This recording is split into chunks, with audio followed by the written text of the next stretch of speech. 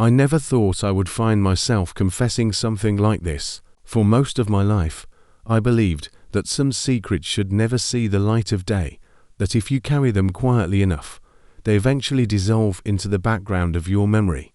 But the truth is, some secrets don't fade. They grow louder with time, demanding to be heard, until keeping them inside feels heavier than the risk of letting them out. This is one of those secrets. At 20 years old, I fell in love with my best friend's father, and even saying it now feels wrong. But if I'm going to tell you this story, I need to start at the beginning, when it all seemed innocent, when I didn't realize the path I was stepping onto. I met Abby when I was 15. We clicked instantly, the way you sometimes do with a person you feel like you've known your whole life. She was fun, sarcastic in the best way, and she had this laugh that could fill a room. I didn't have many close friends back then, but with Abby, friendship came easy. We became inseparable. Homework sessions, sleepovers, trips to the mall, sharing secrets about crushs, we did it all. And because of that, I spent a lot of time at her house. Her house always felt different from mine. Warmer, calmer. At my house, there was constant tension, my parents arguing behind closed doors, the sharp silence that followed their fights, the weight of disappointment hanging in the air. But Abby's house, it felt safe, and at the center of that home was her father, Daniel. At first, he was just Mr. Carter, tall, with dark hair that was starting to gray at the temples, a face that carried both strength and kindness. He wasn't overly strict with Abby, but he also wasn't absent. He asked questions, he cared, and he had this steady presence that was impossible not to notice. I'll admit, when I first met him, I thought of him as nothing more than the dad. He greeted me politely, sometimes teased Abby in that way only fathers can, and went about his life. But as the years went on, as I grew from a teenager into a young woman, I started to notice things I hadn't before. The way he carried himself, the way he spoke, the way he always seemed so calm, even when things were stressful. It wasn't love, not yet, but it was the beginning. The first time something truly shifted for me was a summer evening when Abby and I were about 17. We had been upstairs all afternoon, watching old movies and laughing at the ridiculous dialogue. When we ran downstairs for snacks, Daniel was sitting at the kitchen table with a book. I don't know why that moment stuck with me. Maybe it was the way the late sunlight fell across his face.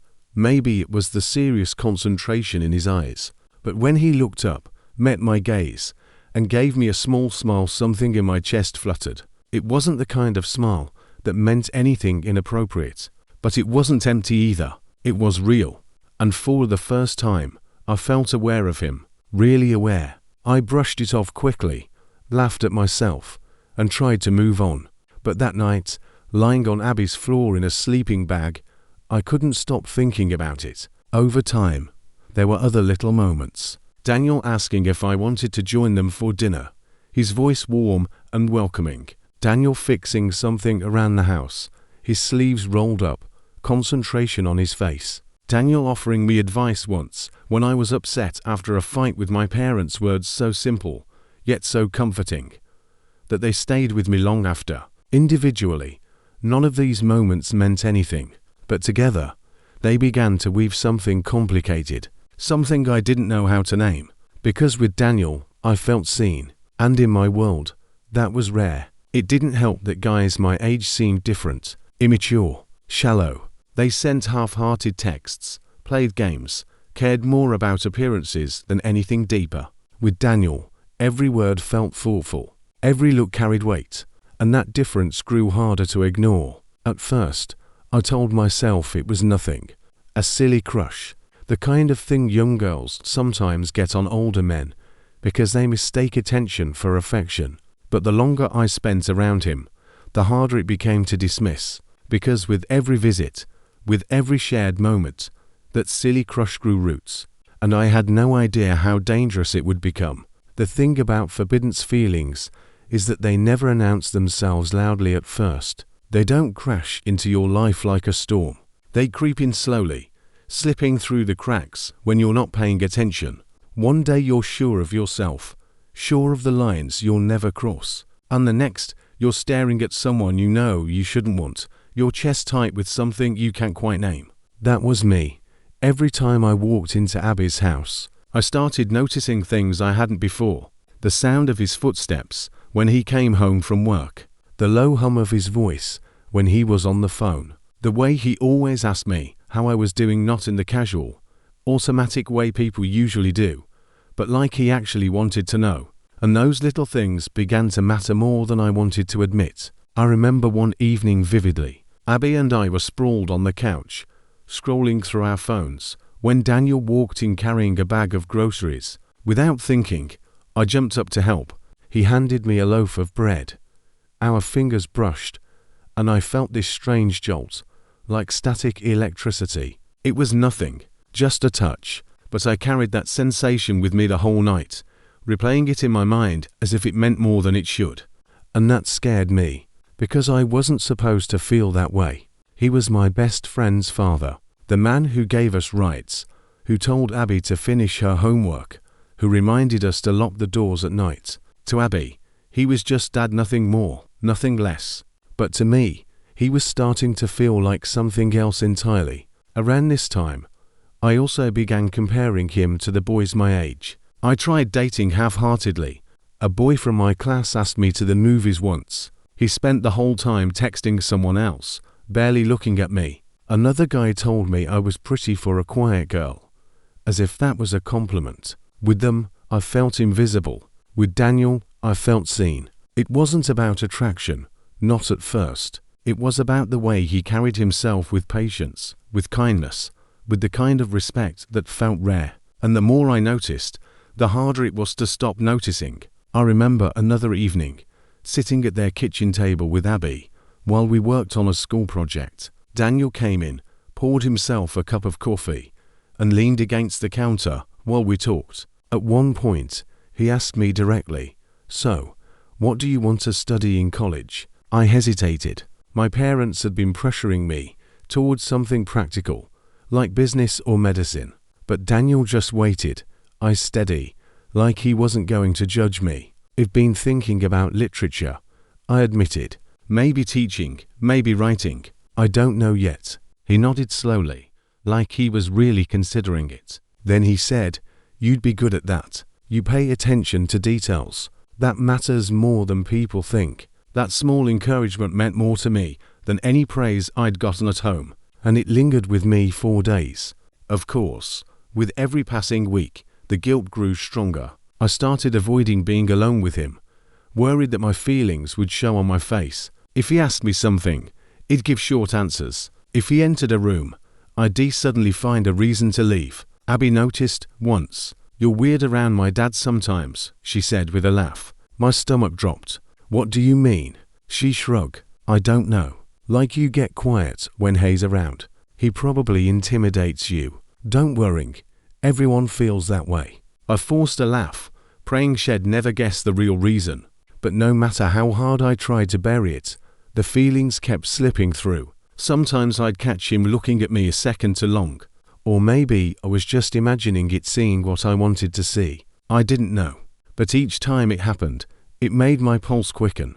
There was one evening when Abby left the room to grab something, and it was just me and Daniel at the dinner table. For a few seconds, silence hung between us. Then he asked softly, "Are you okay? You seem quieter lately." I panicked. My throat felt tight, but I forced a smile. "I'm fine. Just school stress." He studied me for a moment, then nodded. "Don't let it weigh you down too much. You're stronger than you think." And again, it was nothing inappropriate, just words of encouragement. But the way he said it, the way his voice softened it, made me feel something I couldn't shake. That night, I lay awake in Abby's guest room, staring at the ceiling. My thoughts ran in circles. What's wrong with me? Why am I feeling this way? He's Abby's dad. This is off limits. I can't. But no matter how many times I told myself to stop, the feelings kept pulling me deeper. It wasn't a choice anymore. It was happening, whether I wanted it or not. And then, there were the dreams. I didn't mean for them to happen, but more than once, I dreamed of him, nothing inappropriate, just simple things. Him smiling at me, us talking, walking side by side, and I'd wake up with this ache in my chest, the line between fantasy and reality blurring. The worst part, I didn't want the dreams to stop. By the time I turned 20, my feelings were undeniable, and though I tried to keep my distance, fate had other plans, because no matter how careful I was, life kept putting us in situations where it was just the two of us, and each time the tension grew. Each time the silence between us felt heavier, and each time my heart reminded me of the truth I didn't want to face. I was falling in love with Daniel. The closer I grew to Daniel, the harder it became to act normal. I told myself, over and over, that I needed to stop, that if I didn't, it'd ruin everything: my friendship with Abby, my reputation, even his life. But feelings don't follow rules. They don't care about right or wrong. They just grow, quietly, like roots under the soil, until one day you realize you can't pull them out. And by then, it was too late. The tension between us became impossible to ignore. It showed itself in the smallest of ways: a glance that lingered a second too long, a pause in conversation that felt heavy with meaning, a brush of his hand against mine when we passed plates across the dinner table. Maybe none of it meant anything. Maybe it was all in my head. But my body reacted as if it did. Every glance made my heart race. Every word stayed with me long after it was spoken. And the guilt only grew stronger. One evening stands out in my memory. Abby and I were sitting on the floor of her living room, painting our nails and laughing about something silly, when Daniel walked in. He asked us if we wanted pizza, his voice casual. Abby immediately said yes.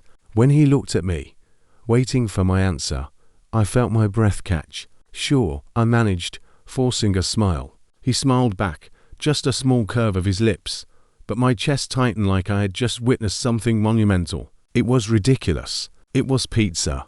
And yet, to me, it meant everything. I became hyper-aware of him in ways I couldn't admit to anyone. When he walked into a room, I noticed. When he laughed, I listened more closely than I should have. When he looked at me, really looked, it felt like the ground shifted beneath my feet, and I hated myself for it. Because I wasn't supposed to notice. There was one night when Abby fell asleep early, exhausted after a long day. I went downstairs to get a glass of water. Daniel was in the living room, watching some old documentary. "Can't sleep?" he asked when he noticed me. I shook my head. "Not really." "Me neither," he admitted. I hesitated, then sat down on the other side of the couch, keeping what I thought was a safe distance. We ended up talking quietly for almost an hour about school, about life, about little things that didn't matter, but somehow felt like they did. The whole time, I kept telling myself, this is harmless, this is fine, he's just being kind. But when our eyes met in the glow of the television, the air between us felt different, charged, and I had to excuse myself, pretending I was tired, just to escape the intensity of it. I lay awake 4 hours at night, heart pounding, trying to convince myself it was all in my imagination. The worst part was the guilt that came with every stolen moment. I'd look at Abby, laughing, carefree, and think, if she only knew what I was feeling, she'd hate me forever. And maybe she should have. But how do you control something you never meant to feel in the first place? Another memory. Abby and I were baking again, making a mess in the kitchen like usual. Daniel came in, teasing us about the flour on the counter. Abby laughed, swatting at him with a towel. I joined in the laughter, trying to act normal. But then, when Abby turned to grab something from the pantry, Daniel's eyes met mine. Just for a moment. It wasn't long, but it was long enough for me to feel it, long enough to wonder if maybe, just maybe, he felt it too. After that, I started analyzing everything. Did he hold my gaze longer than he should? Did his tone soften when he spoke to me? Was I imagining the way his smile seemed warmer when I was around? I didn't know, but I couldn't stop wondering. The scariest moment came one Saturday morning. Abby was upstairs showering, and I was in the kitchen pouring myself coffee. Daniel walked in, still half asleep, hair messy, wearing a plain t-shirt. "Morning," he said, his voice rough from sleep. "Morning," I whispered back. I turned to put the sugar away, and for a split second, I felt his presence closer than I expected just behind me. My whole body tensed. When I turned, our eyes met, and the space between us felt unbearably small. Neither of us moved. Neither of us spoke. Then Abby's footsteps sounded upstairs, and the moment shattered. He stepped back quickly, and I nearly dropped my mug. We never mentioned it, but I thought about it for days. That night, I asked myself the hardest question yet. Was I imagining it all? Or was there really something between us? Because if it was just in my head, I was torturing myself for nothing. But if it wasn't, if he really did feel something too, then we were both standing on the edge of a line we could never uncross. The line between imagination and reality blurred more with each passing day. And as much as I wanted to bury the truth, I couldn't. Because deep down, I knew. This wasn't just a silly crush anymore. This was love, and it terrified me. If guilt was heavy before, now it became unbearable. Every glance, every smile, every word left me replaying moments in my head late at night, like I was searching for a hidden meaning in places where there shouldn't be any. I told myself it was wrong, that it was dangerous, that I had to stop before anyone noticed. But feelings aren't switches you can turn off. They don't obey logic. They grow in silence until they're the only thing you can hear. And I was hearing nothing else. It happened one quiet Sunday morning. Abby had gone out for an early run with a friend. I stayed behind, telling her I was too tired, though the truth was I just wanted some time alone. I padded into the kitchen in my socks, still groggy, hair a mess. The smell of coffee was already in the air. Daniel was at the counter, pouring himself a mug. "Morning," he said, voice calm, almost warm. "Morning," I replied softly. I grabbed a glass of water, but I could feel his eyes flicker toward me, just briefly, and suddenly, the room felt too small. "Want some coffee?" he asked after a pause. I nodded, sure. He poured me a mug and slid it across the counter. Our fingers didn't touch, but they came close enough that I felt heat spark in the air between us. I tried to act casual, but inside, my chest was burning. We sat at the table, both sipping quietly. The silence stretched, comfortable and heavy all at once. Finally, he spoke. "You and Abby, you've been friends a long time." "Huh, since middle school," I smiled. "Feels like forever." "She's lucky to have someone like you," he said, his tone sincere. "You're a good influence on her." His words caught me off guard.